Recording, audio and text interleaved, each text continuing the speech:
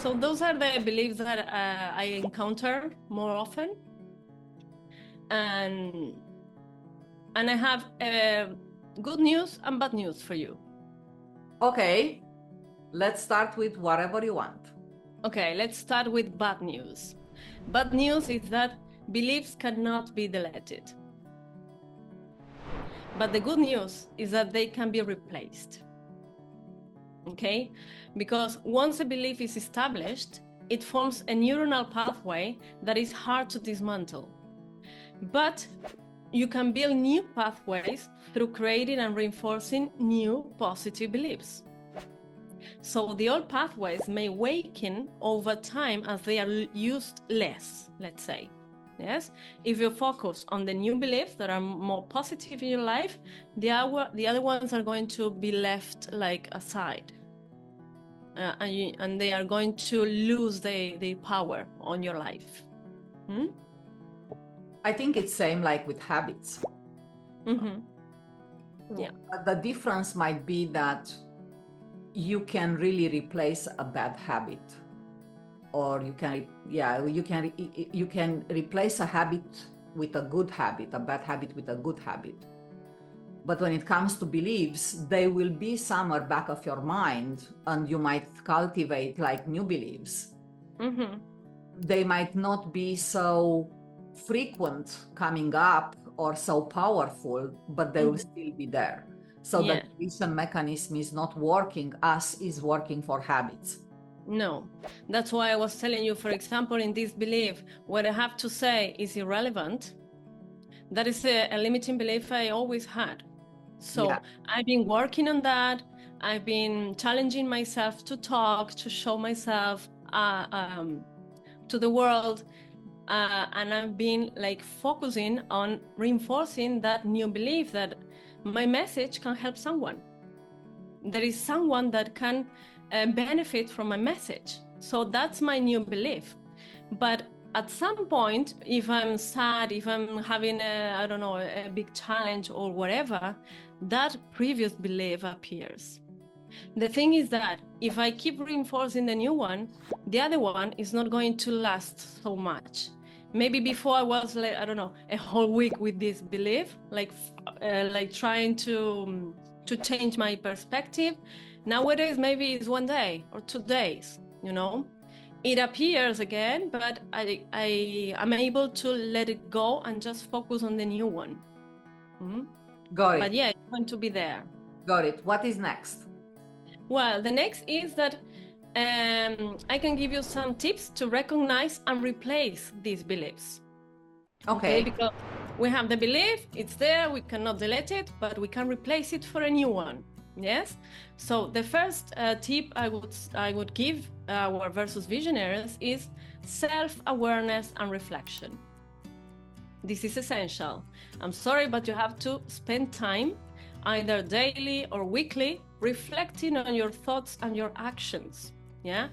Journaling can be particularly helpful because you can see what you think. Yes. So spend time reflecting what I'm thinking, what I'm feeling, and write it down and ask yourself questions like, what belief is driving this action? Or why do I feel like this way? Yes, when we start asking questions, we start like challenging our mind that not everything that says is real. For example, this belief about risk, about change. Change is risky. I can ask myself, how is it risky to change if we are changing all the time? Since we are born, we are changing. My body has changed. It's not the same as I was born, right? I have changed from school, university. I have changed friends. I have changed places where I lived. I have changed my food, what I like. Or are you eating the same dish since you were 3 years old until now? No, we're changing all the time. So how is it risky or impossible if we are already doing it? Second one is identify patterns. Look for recurrent patterns in your behavior and thoughts that point to underlying beliefs. Notice if you feel resistance, a strong emotional reaction, or an excess, because these often signal an underlying belief. What I also said, tell my advicees all the time is look for your projections and your judgments. When I see someone doing something that I don't like, why don't I don't like? What is behind it? Yes. Another tip is seek feedback. Ask trusted friends, mentors, therapists, coaches for their observations, because sometimes others can see our limiting beliefs more clearly than we can. Even me, when I do this for a living, even me, there are times that I cannot get to that point, you know? I get stuck in something, I said, oh, I can't see it. So I go and look for advice. Yeah. You know? And if you don't know how to do it, just make an appointment for a session with me. So these are the tips to recognize them, and to replace them is like what I said. Question the validity. Challenge the belief by asking, is this really true? What evidence supports this belief, and what evidence contradicts it? Replace with positive affirmations. Like, create powerful and positive affirmations that counteract the limiting belief. For instance, replace "I'm not good enough" with "I am capable and deserve success." Yeah? But here, I would like to make a note and call their attention to be aware of what are you going to replace that belief for, okay? Because I have an example of one of my advisees. We were working on her limiting belief. She said, I cannot have my own business. That was her belief. So we started working on this, and I said, okay, let's replace it. What would you say? And she said something like this. Okay, I know that with sacrifice, I can have my belief. And I was like, no, please don't put that on your mind. You're replacing a limiting belief by another limiting belief. Why you should make a sacrifice? Why? You know, so bear in mind what you're going to replace, what affirmations you're going to use, because you can create another one, and then we have to work on both. Yes, I said, okay, put it down, write that limiting belief about sacrifice in your list, that we have to work on it. Another way of replacing the beliefs is visual success. Visualize success in your mind.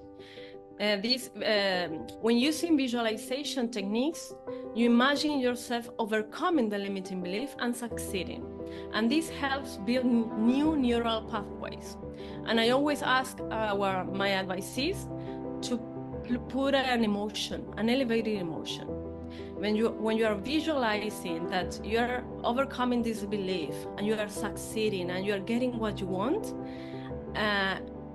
try to feel an emotion. You feel joy, you are proud of yourself, you feel plenitude. Because when you feel an emotion, you can anchor it to the body. And that is powerful. Indeed. Mm-hmm. And of course, small and incremental changes. If I want to be a millionaire tomorrow and have a successful company, maybe it's not going to work, okay, the visualization. So start with the small actions that align with your new belief. And as you experience success, that will reinforce the belief, and your mind will start like believing that that can be true, you know?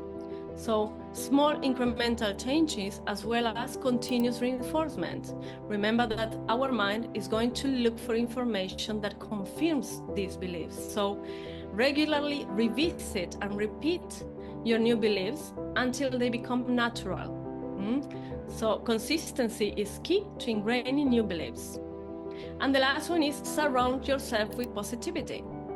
Because if you're surrounded by people that tell you that, yeah, you can't do this, you can do this, trying. You can have your own business, you're right, you can have it. That is going to reinforce the old one. So in order to reinforce the new one, you have to engage with with a network of supportive individuals that reinforce your new beliefs and encourage your growth. And this can be challenging because maybe you will have to leave behind some people. If they don't make this change with you, they won't be able to follow you. And that is part of the process, you know. But don't be afraid, because you can do it. People that believe the same as you, these new beliefs, will appear in your life if you let yourself do it. And so this is about beliefs. And I think, Vicky, one of the most important self-awareness and self-acknowledgement step which someone could do is that knowing that they really need to work on some of beliefs, they can ask for help. Yes. Doing this and challenging yourself and challenging through putting on the side some old beliefs and replace them with some new beliefs, that's a very hard work. Most of the people, they really need help in doing so, because you need that kind of perspective to challenge your perspective. Exactly. You cannot see it because for you it's real. Exactly. The reality and that belief is your reality. Exactly. So for someone who really wants to break through the walls of beliefs, my recommendation will always be try to find someone with whom you can resonate as a mentor, as a coach, as an advisor, consultant, however you want to call it, in a way that you are driven and you know that you have to change things in order to succeed further and break through the walls of your box. Yes.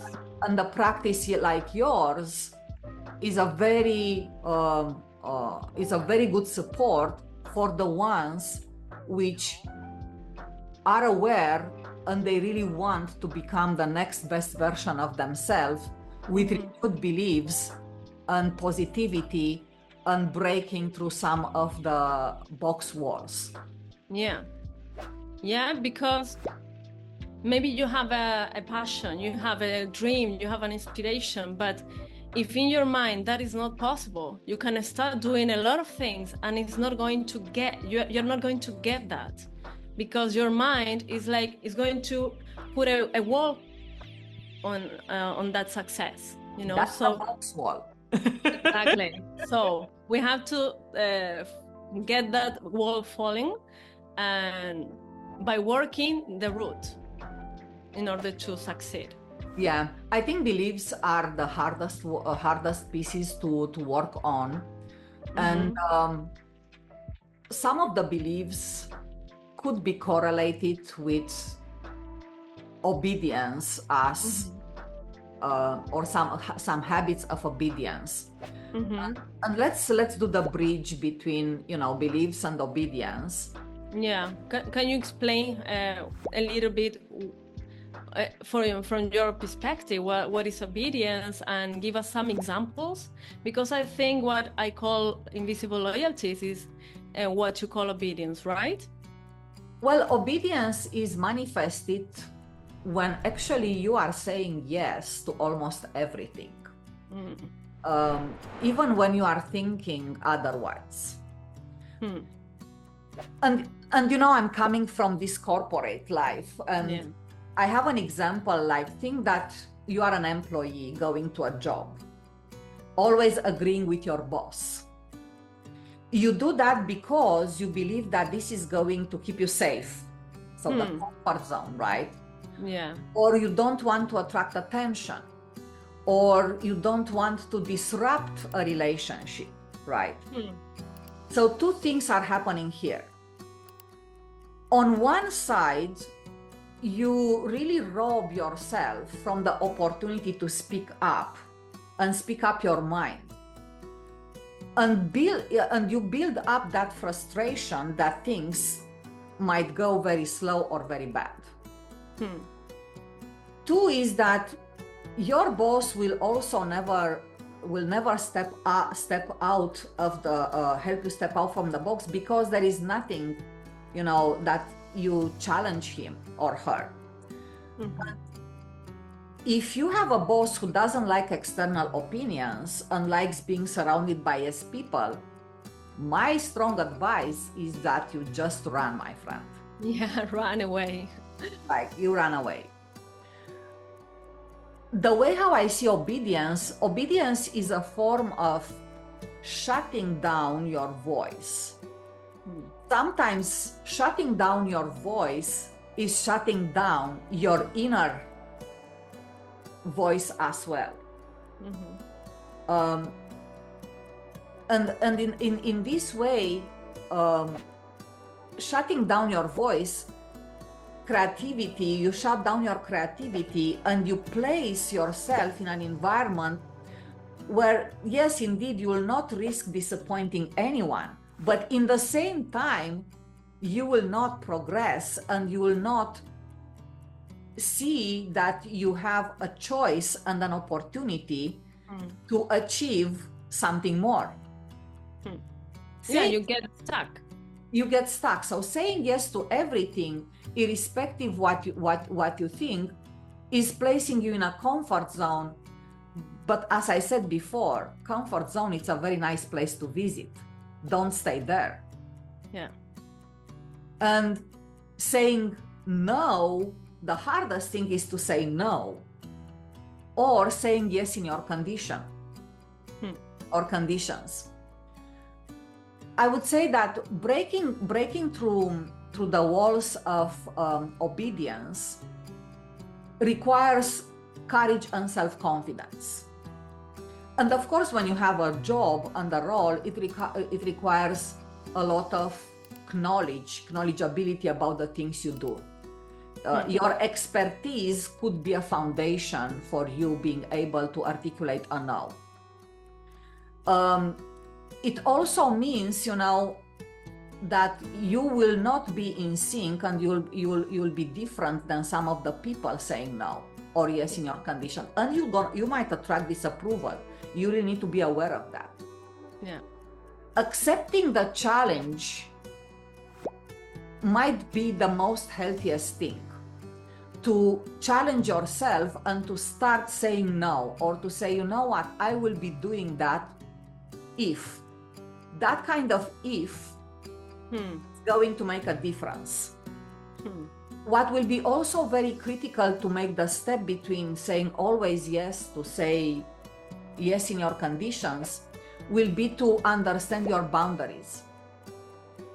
Communicate clearly and be very critical to yourself when it comes to your boundaries.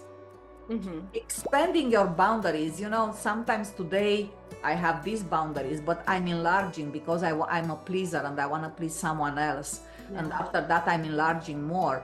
I have so much into my yard already that becomes even a struggle prioritizing or doing things properly. Or maybe I don't have boundaries at all at the end, right? Extending, then I don't have even boundaries. Exactly. And you are accepting everything coming to your plate, and that in a job use case is going to drive burnout and stress.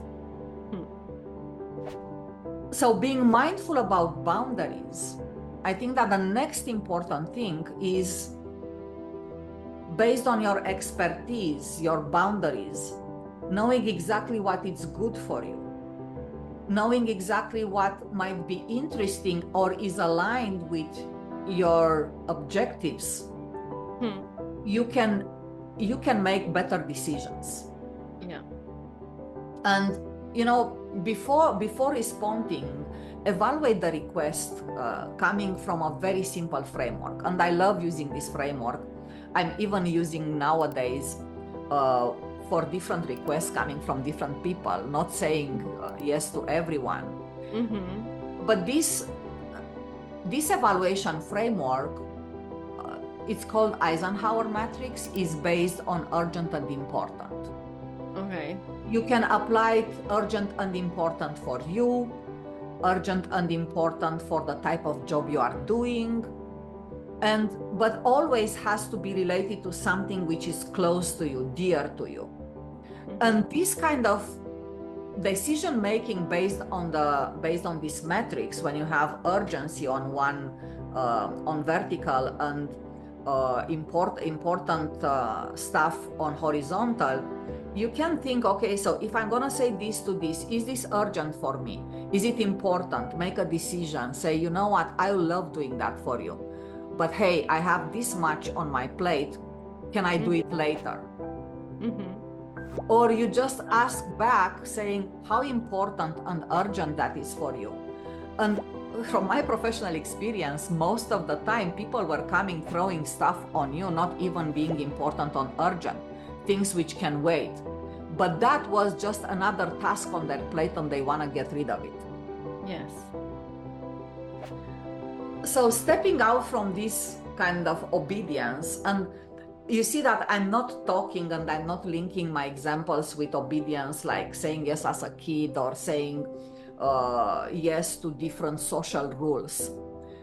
Because I think social rules, saying yes to, things which people are telling us all the time or they are asking from us, the same tools applies. But the best thing which someone could apply is just to say no and see what it happens. Yes. Right? Saying no, and my recommendation will be start with small refusals, just to build confidence in saying no. Some people, they might say no very seldom. And for them, start practicing small refusals will build confidence. Mm-hmm. Using positive phrases, not just saying no, like, no, I don't want to do that, or no, I don't think that is right. Phrases like, I appreciate that, but I won't be able to commit because. Exactly. This might be very useful.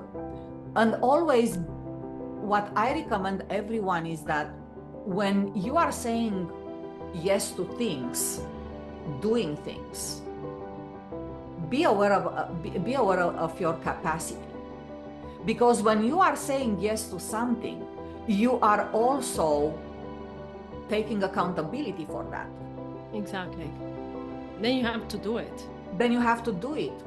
And if you are committing on timelines which are not achievable, if you are committed doing stuff which are complex and you don't have the resources, that is the moment when you could voice saying, yes, I'll be able to do this if the timeline is going to be moved with 2 weeks and maybe I get one more resource on board. And when this feels uncomfortable to refuse someone, or to say no to things, or to just try to say no to some social rules, right? If this is very hard, what I always say, ask a trusted friend, someone who can really relate to your story, and try to bounce your thinking, why you are saying yes or why you are saying no to that person. Because having someone coming again with a different perspective, the rules of the games are almost the same like in beliefs. You need a different perspective. If you are stuck in your box in your mind, rejecting someone coming with a different view, you're gonna still be in that box. Yeah. So seeking accountability and have for what you do, and have a trusted friend or a mentor can help you step out from that comfortable zone of saying yes, but also can help you refine your boundaries. And as always, you know, we talk all the time. Mindfulness and reflection, journaling, putting your thoughts. These are very healthy practices, enabling anyone to discover the pattern of saying yes always, or discover and celebrate the fact that they started to say no sometimes. Yes. Yeah, so I think obedience and beliefs, they are connected, as some of the answers which we have to some of the things which we do might come from beliefs, but they are reinforced by this behavior of saying yes all the time and being obedient. And being connected, I think that they can be solved separately, but in the same time complementing each other. Exactly. Two different problems, but they really help each other. And I imagine that you have gone through this many times, right? That you have to learn to say no in this corporate world for the 20 years you have been working on that, right? Well, I say no every day these days. Well, these days, but when you started? When I started, I was very eager to demonstrate, and that eagerness contributed to really taking everything on my plate and saying, yes, I am able to do that. Yes, you need help, I am able to do it. Until the point when I became so overwhelmed that I had to do something. Exactly. You wanted to be like the great employer, and wanted to do everything until the time you were not able to do anything else, right? Yeah, it was close, very close to a burnout. I was very young. But I had an incredible mentor that time. And these important urgency metrics and the rule of prioritization, they really helped me understanding what is important and urgent for me or for the things which I'm doing, and they are very close to my heart. In my job, I loved my job all the time, so I loved what I was doing. So my job was part of things close to my heart. So I was able to really say no to many things. It took me almost 6 months to start from very shy. No, I don't think that I have time. I think this is very complex and I might need to double down on things. But slowly, I started to say no, and with confidence. Because it's one when you are saying, no, I don't know if I can do this. When someone is saying, no, I don't know if I can do this, it means that there is something underneath as well. It might be like a belief saying that, okay. But when someone is saying, no, I can't do this because of A, B, and C, that is where actually you understand that the person saying no knows what's the job about it, and you gain not only your confidence, but you gain the other person confidence that you know what you are talking about. So, and you gain the respect. You gain respect. You gain points to your image, and professionally, you start building on your personal brand. And this is powerful because now you have overcome this, but many people maybe are still there, in that position of saying yes to everything, bringing everything to their plates, and they don't know how to go out from there. So your message and your experience can really help them to go through that and overcome it as well.